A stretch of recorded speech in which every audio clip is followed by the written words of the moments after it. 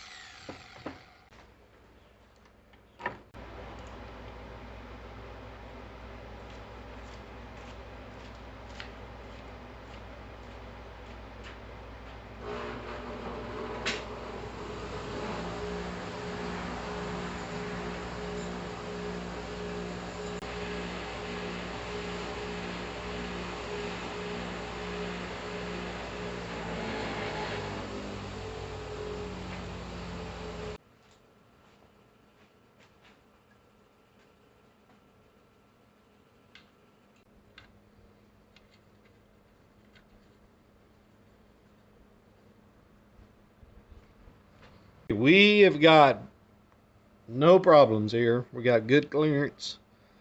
That bolt may stick out a little bit, but I mean, it's not even a 32nd. Okay, so there's no chance of it possibly rubbing on anything. So that's all good.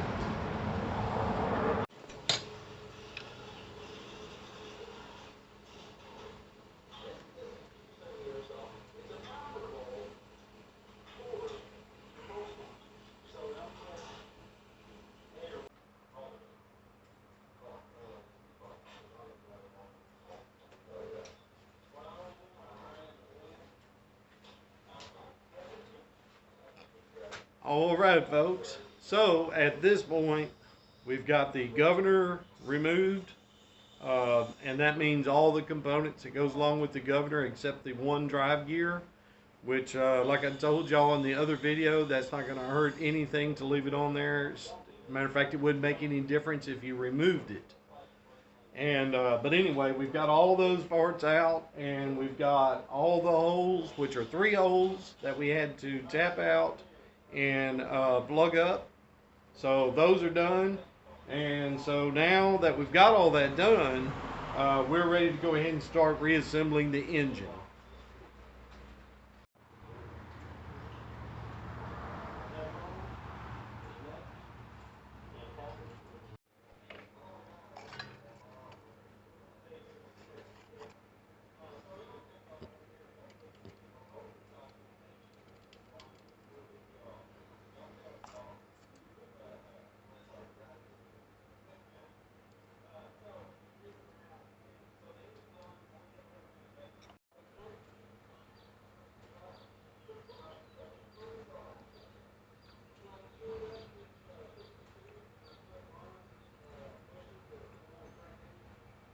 Okay, we're at job dead center. We're going to go ahead and put our cam and gear back in.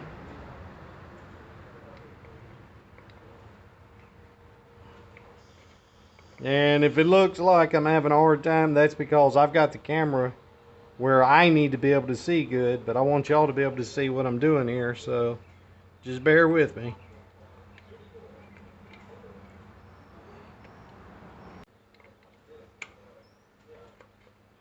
Okay, there we go. And we've got our 2 dots are lined up. We're at top dead center. We'll get our rocker arms hooked back up. Let me get the camera over there where y'all can see.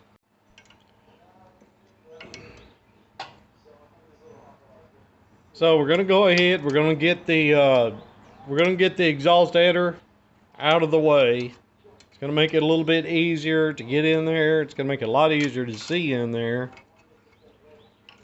So we'll go ahead and remove it for now. It's not the right one anyway. If y'all seen some of the other videos from a while back, they sold me. I ordered this this header, and they claimed it would fit a 224. Well, it does fit on there, but it's not the right header. Okay, it's not, the inside diameter of this is not as big as what the port is, where the exhaust comes out of the head of the engine. Okay, so. But we're using it anyway because I'm still working on the exhaust header that I'm building for it, which I will be showing y'all later on, maybe in another video. I've got today to work on this here project, and then I've got to go back to work. So I want to get the bike together so that we can do all this in one video, you know, one more video. This will be part 3. So we've got to get this thing out of the way. There is only one, some people call this a valve stem gap. Some people call it a lash gap, whatever you want to call it. There's only one of them on this Predator 224, and it's on the exhaust side, okay? And there it is right there. See, the other one does not have one. Anyway, we've got to get these rock arms back up here on top of these push rods. Okay, so when we took the cam out, all this was able to drop down and move, so it has to be put back where it belongs. Okay. Okay, we got that one.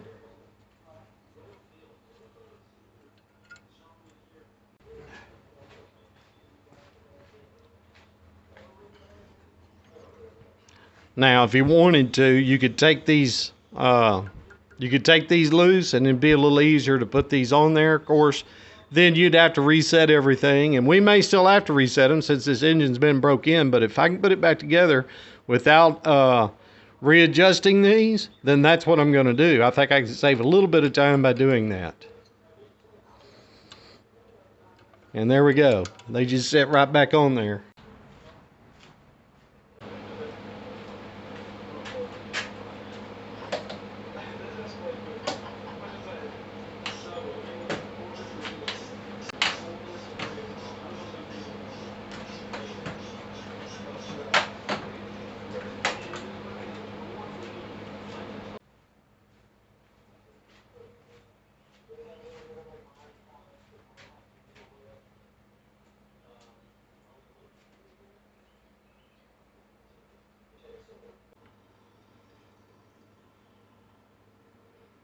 Okay, we are at top dead center. Neither valve is moving. And if you rock the crank back and forth, you can actually feel it. Okay, there's a spot right in there where there is no tension on anything, and you want to be in the middle of that spot.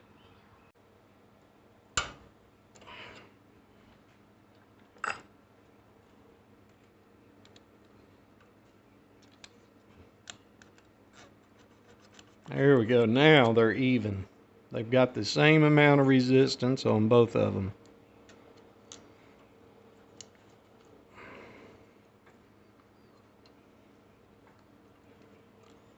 Like I said, that other one over there is just harder to get to because I need to be on the other side of the bike.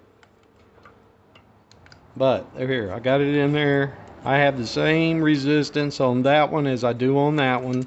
I have both of them set on 0.08 millimeter. Okay, so it's real. They're real close. And if they're too tight, we'll come back. We'll loosen them up a little bit.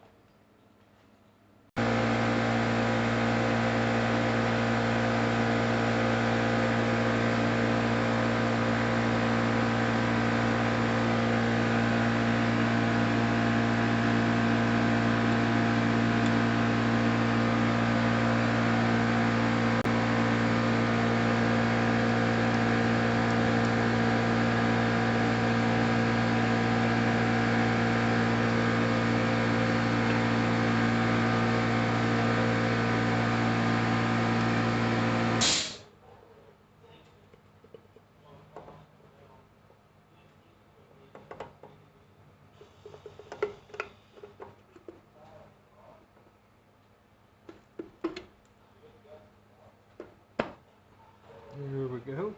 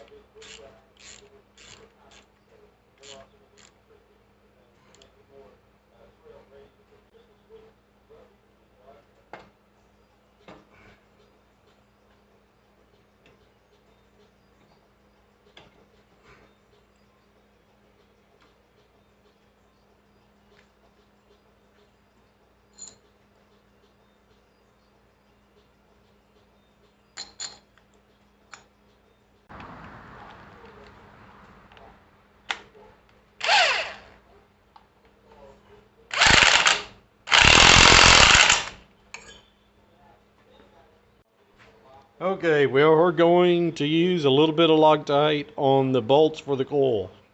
We do not want that coil vibrating loose. Okay, it would be a really bad thing.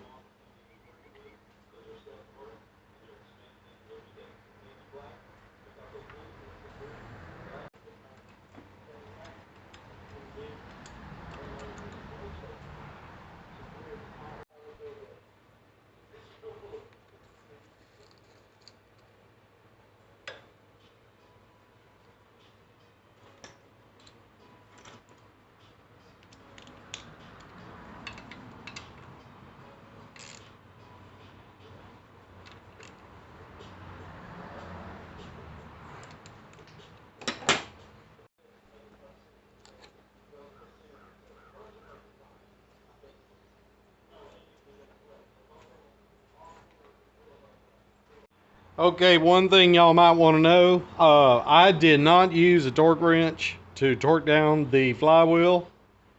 I used an impact, and I'll tell you why. My torque wrench broke, and I've got a new one ordered right now, but it hadn't come in yet. Thing is I've been working on these small engines ever since I got out of school for it in '87. And I've put on, literally taken off and put on thousands of flywheels. And so I'm not worried about it. I just kind of got a feel for it.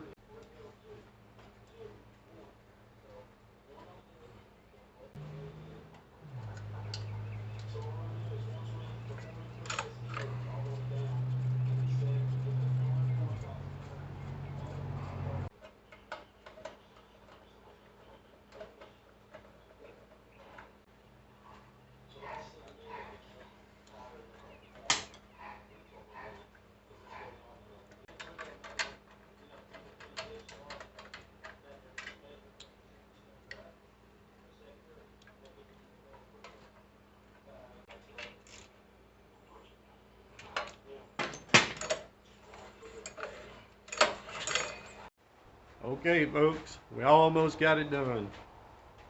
We've got to get the torque converter on there, get some oil in it, get the header put back on it. A couple little things, not a lot, but I'm running out of daylight today. But anyway, when we come back, we'll get all that done. We'll get it down on the ground. We'll see how it's going to do. And just wanted to say I appreciate y'all tuning in. And if you like the content, be sure and leave a thumbs up. That'll help get this video out to more and more people. Right now, we're just over 300 subscribers. We're working on trying to get 1,000. And the more of y'all that leave a thumbs up, if you like the content, the more this video will be shared out with other people. And that's what I'm trying to do. So anyway, I appreciate y'all tuning in. We'll see y'all later. Bye.